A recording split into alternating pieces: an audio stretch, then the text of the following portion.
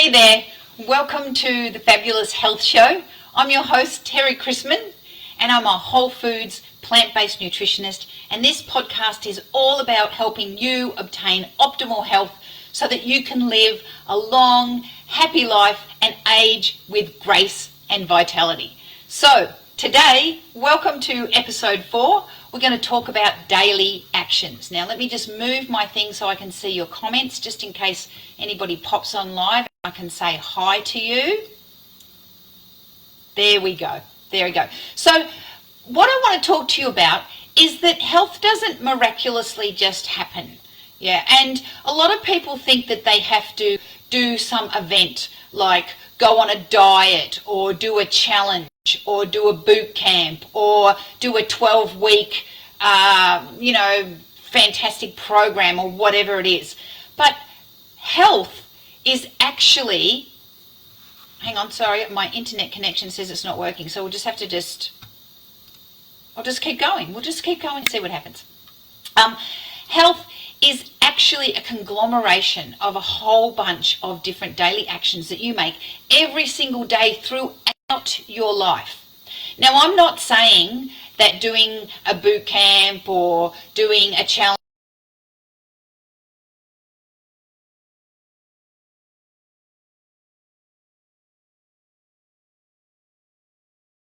I've got an online course which is 5 weeks where I coach you through all these different actions that you can take on a daily basis so that then you can continue to do that in the future, but you've got a nice basis and a nice foundation to go forward. So I'm all for getting you off to a good start.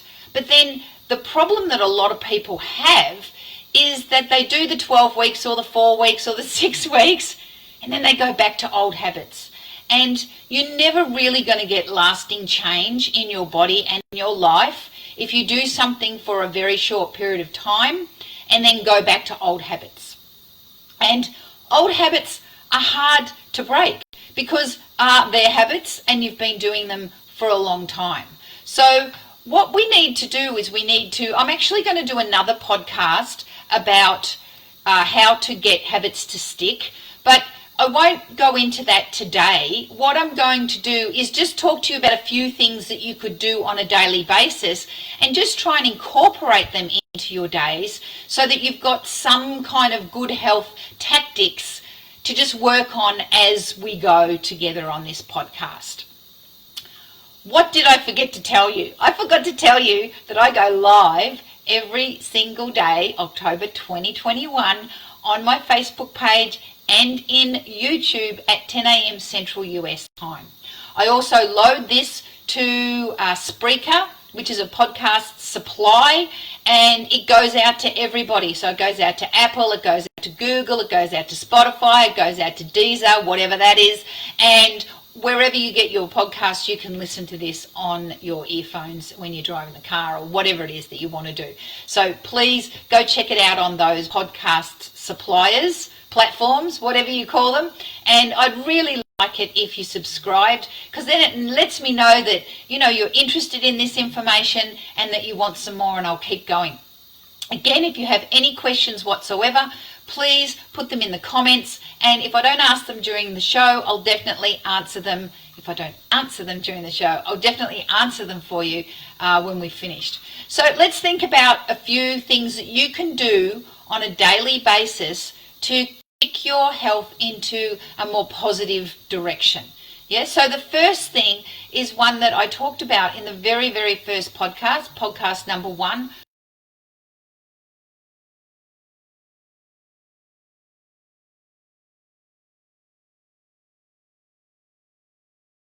To start doing that right now. It's so very easy just to grab a glass of water. It's like the easiest habit on the planet. It's so very easy to have a bottle of water on your table or on your desk or in your car or by your bedside table, wherever. It's like the easiest thing. So really, if you want to start easy, then just get some water into yourself every single day. And I also say, before anything else, so before your morning coffee, before your lunch, before your dinner, before your afternoon tea, before you go for a jog, whatever it is, get some water into you.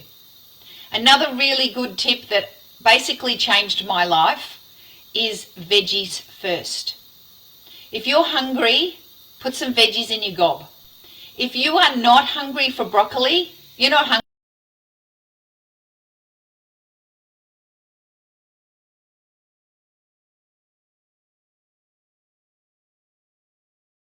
hungry for a Snickers. No, you've got chemicals in your brain telling you that you want that mixture of sugar, salt and fat. I'm going to talk about that in a later podcast too. Your body is not hungry for a Snickers ever. You're emotionally attached to the sugar, fat and salt and the mixture of those flavours, and it's pleasurable, but your intestines and your stomach and your metabolism and your body is not saying, I need some, nougat and chocolate and peanuts. It's not saying that. When you're hungry, it's a different feeling.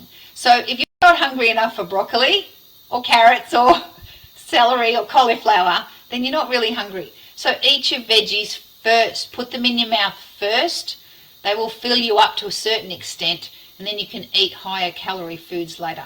Veggies are really, really high in nutrients, really high in water, really low in energy.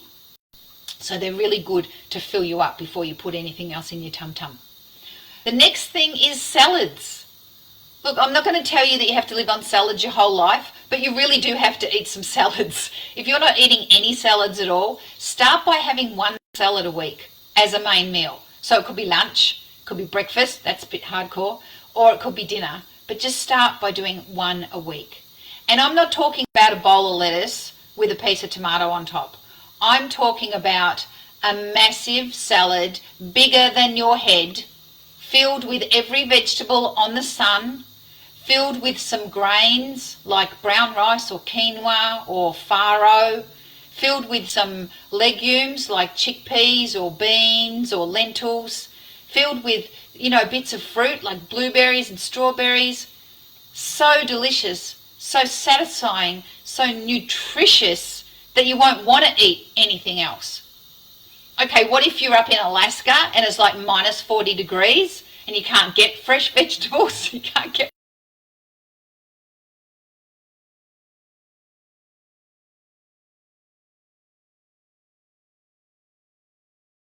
Try and eat something. I would suggest salads if you're not in Alaska or at the Antarctica. Get a salad into your body at least once a week. And then as you get to like your salads and you like what you like, put the things in the salad that you like, then you can increase that to twice a week, 3 times a week, etc. until you're getting at least one meal that's salad every single day. And also, when you're eating your salad, skip the dressing, or if you skip the oily dressing, I should say. There's so many recipes on the internet for dressings that have got no oil in them. And that reminds me, I'll put some non-oil dressings into my website this week.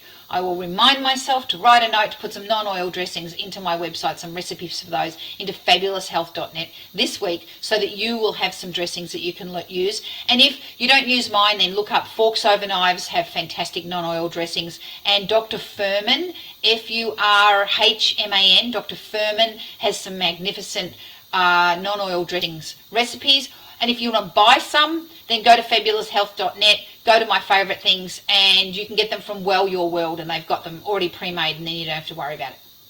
Okay, tip number 4, when taking something away, replace it with something else. So, for example, you want that Snickers. Let's say you've already eaten your salad and your veggies, and you want something sweet. Instead of going for the Snickers, you could have a date. You could have a date and you could put a couple of peanuts inside the date, and then you can munch it, and that is delicious. If you want ice cream, instead of ice cream, you can make some sorbet out of frozen bananas and frozen strawberries, or frozen bananas and frozen mangoes. Freeze it up in your freezer, and then you've got magnificent, it's called nice cream actually. If you look it up on the internet, it's called nice cream, and you can have that instead of the heavily, sugar-laden, pus-filled milk product that they call ice cream, filled with guar gum and xanthan gum and who knows what kind of preservatives. Get away from that stuff and start making your own treats. So don't leave a void. You're not going to stick to a healthy eating plan if you leave a void. Always replace something with a healthier version of it. And that's just 2 little suggestions for you there. Number 5, if it's less than 5 minutes in the car, walk. Shanks's pony, my mum used to call it. Or get on your bike, or get on your scooter, chuck on your rollerblades, whatever it is. Don't take the car if it's 5 minutes, unless it's pouring with rain or it's 130 degrees outside and you're going to die of heat exhaustion. Just put your shoes on and go for a walk. You really need to get off your seat. And a lot of people are sedentary. A lot of people are working 9 to 5, 8 to 6, 7 to 7, lots of hours. You've got to get off your seat. So if you need to go to the shop to get, whatever it is, a lotto ticket or whatever it is, as long as it's not filling up.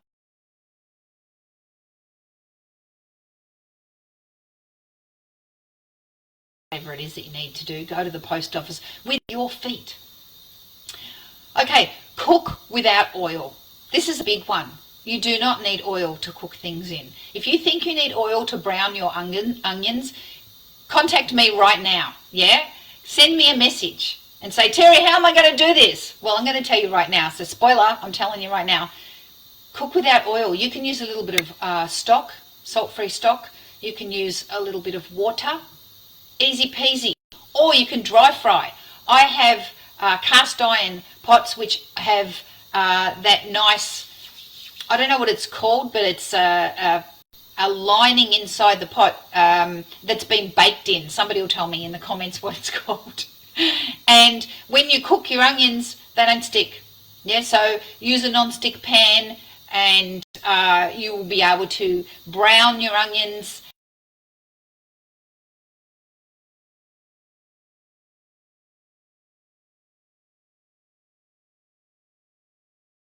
flavour into whatever it is that you're cooking. So cook without oil. Oil has 9 calories per gram. So just 1 little tablespoon of oil adds an extra 135 calories to your dinner, which you don't need. Nobody needs it. It's inflammatory as well, and it's highly processed. You don't need oil in your life. You'll be so much happier if you have no oil. Number 7. I love this. Put more veggies on your plate. You've probably heard people say, use a smaller plate when you eat your dinner. No, don't use a smaller plate, because you're going to look at that smaller plate and you're going to go, is that all I've got to eat? Use a huge, humongous plate and pile it full of veggies. Yeah? And then it doesn't matter how many you eat. Just eat those veggies, eat them, eat them, eat them. And if you're going to have other things on your plate that are more calorie dense, then that's fine, but eat your veggies. Get more veggies on your plate. Every single person on the planet can get more veggies on the plate, and it's going to be healthier, because veggies are full of the vitamins and minerals, phytonutrients and fibre, and all the good things that your body needs to be healthy. And the last tip for the day is go for a walk after you eat. Even just 10 minutes. If you move after you eat, your digestion kicks on, and it really helps you digest your food in a more efficient way. Your metabolism gets going on, and you're not going to be sluggish. You're not going to be sitting on the couch with, a full tummy feeling, Get a walk in after you eat. It digests your foods like almost 3 times faster than if you sit on your butt. Okay, that is the podcast for today. Thank you so much for watching. As I said before, I go live at 10 a.m. every single day in October, and after October we'll talk about that, what I'm going to do. Tomorrow we're going to talk about what happens when you have no motivation to be healthy. That's going to be a good session. So every day at 10 a.m, subscribe on YouTube or on the podcast that you like, and send me some comments, and I really, really appreciate you watching. So you guys have a fabulous day. I'll see you tomorrow.